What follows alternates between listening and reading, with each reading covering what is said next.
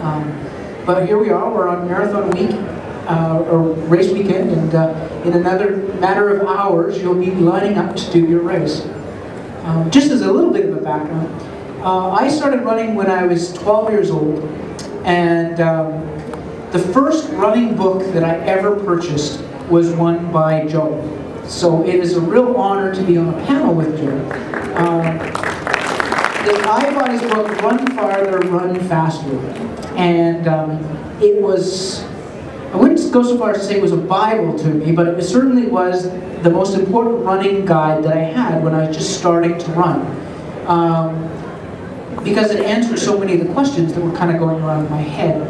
And these were questions that, as you get closer to a race, and the anxieties and the butterflies start to twirl around, it's those times when you start to ask yourself these questions: am I doing the right thing? Did I do the right thing? Did I do the right training? Am I well prepared? Is there something I can be doing in the next little while to get ready and that sort of thing? So, Joe, can I ask you a question? If you were giving advice to people and telling them in 12 hours you're going to race, and they were saying, what can I do in the next 12 hours to make sure that I have the best day possible for myself, what kind of advice would you give? I can tell them what not to do. I can tell them that after this program, when we got you so excited about your race, to go out and take a 5 or 10 mile run this afternoon. Probably not a good idea. In other words, there's nothing much we can tell you about training. I just got I was reading Facebook a little while ago, somebody who was in Portland, and said, question after, he's doing a program very much like we're doing now, and he said, question after question after question was, what do I do about the rain? And I think that probably there's going to be some of that tomorrow, but most of you are tough Canadians or tough Pacific Northwestern U.S. people, and you know about rain. But I teach a class at the University of Oregon where it's sometimes called the University of California at Eugene, because we get so many Californians, and they ask at the start of the class, well, what happens if it rains? And I say, what do you mean, what happens if it rains? They say, we still run? I say, of course you run. If you don't run in Oregon, you don't run. You don't run in the rain in Oregon, you don't run. So but the line that I remember from seeing this Facebook piece this morning was, don't overdress and don't overstress. Because we haven't seen anybody melt in the rain yet. So I think that the work is done. And not that tomorrow's not going to be hard, but the hard part is the training. The hard part is getting to the starting line. If you get to the starting line, if you get as far as you are right now, it's probably going to be just fine for you. It doesn't mean that it's all going to be easy. It doesn't mean there aren't points along the way. You're wondering, what the heck am I doing here? Why am I doing this? But treat it as a graduation exercise. Treat it as a celebration. This is the chance to run with lots of other people. It's not just the same 1 or 2 people, or in our group, 20 or 30 people every week. We're on the same courses. This is a different route. There's 3,000 some people in the marathon. There's 6,800 in the half marathon. And you're going to have lots of company. You're going to have lots of people cheering you along. A beautiful course. And so look at it positively from that point of view. You're the lucky ones. You're here. There's lots of people who started training for a marathon this year and didn't get to it. Lots of people who say they're going to start running someday and haven't gotten around to it yet. So you're the ones who made it to the starting line, and it's your time for celebration. But the big things, of course, Bruce would say the same thing. Pace is essential. The adrenaline poisoning at the start, especially for those of you who are doing this for the first time, is contagious, and it can lead people to start too fast. But adrenaline also, if used right, can result in running 30 seconds a mile faster if you didn't train. Minute per mile faster. So it does wonderful things and terrible things. It's your choice. You're pacing what it's going to be. But Bruce has run at a much higher level than I have. There's much more at stake, and he can give you some advice too. I'm sure that I wouldn't necessarily be giving. I always like coming to these races, especially when they've got a great expo like this.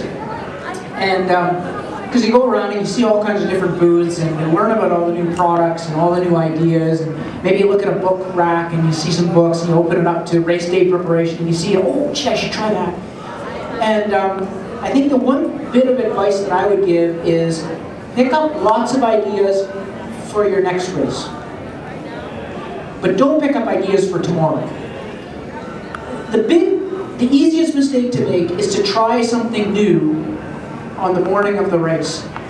So you think about trying some new bar or gel or product for breakfast. Maybe you pick up a new pair of socks or of shoes or something like that, or even a new racing top, and you try that out. You know, to try new clothing on a rainy day is just really asking for trouble. Because when clothing gets wet, it can cause chafing, and if you're not used to a certain piece of garment and how it's going to behave in various different climates and in weather conditions, then you're really kind of setting yourself up with a real big unknown. And the idea with racing is you want to minimize the unknowns. That's why you want to stick with what you tried out in the training. So if you always had 1.5 cups of coffee on the morning before your long run, don't go for 3. Go for 1.5.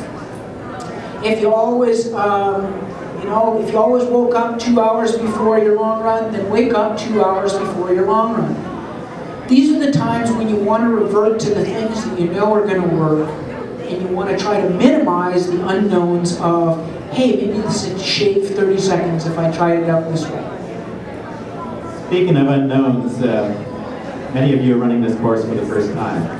Bruce has run it many times. There are probably people in the audience who've run it far more than Bruce has. So, Bruce, you can tell them about the course, both the marathon and half. I haven't run it for 14 years in the marathon, so I think it's changed since then. But hills, primarily? Yeah, I mean, there's no real big hills on this course. But then again, there's not a lot of places where it's dead flat level. So it's gentle rolls the whole way. And actually that's to your benefit, because what it does is it shifts around the muscle groups that you're using. So no one muscle group is getting overworked. You're doing a bit of resting. So when you're climbing, you're using some muscle groups. When you're descending, you're using others. And I think that, I'd be interested in knowing what advice you give to the athletes you coach. But when I advise people about how to take hills on a course during a marathon or even a half marathon, I really emphasize running through them and emphasizing the rhythm. So in other words, you don't, like a short race, like a 5K or something where you charge up the hills, or a cross-country race, you don't do that. You try to maintain the same rhythm going up. And likewise, you don't sprint down the hills on the other side. You try to maintain the same rhythm and therefore use the downhills to kind of conserve your energy. I think the best advice I got when I was running both short races and long races, you try to maintain the same effort of a hill. That means you're not when you're maintaining the same speed. It's like being on you're riding a multi-speed bicycle. And you shift. You don't think about what gear you're going to put it in. You do it by feel. The same thing is true when you're running on a hill. You shift down when you're going up a hill and just keep the effort the same. Don't worry about trying to keep the pace the same. But my memory is the same as Bruce. I think the hills on this course are there, but they're in a good sense. They're not killer hills. They break up the rhythm. You can't see any place on this course for 3 or 4 miles ahead, where some courses you can. And so that's a nice advantage too.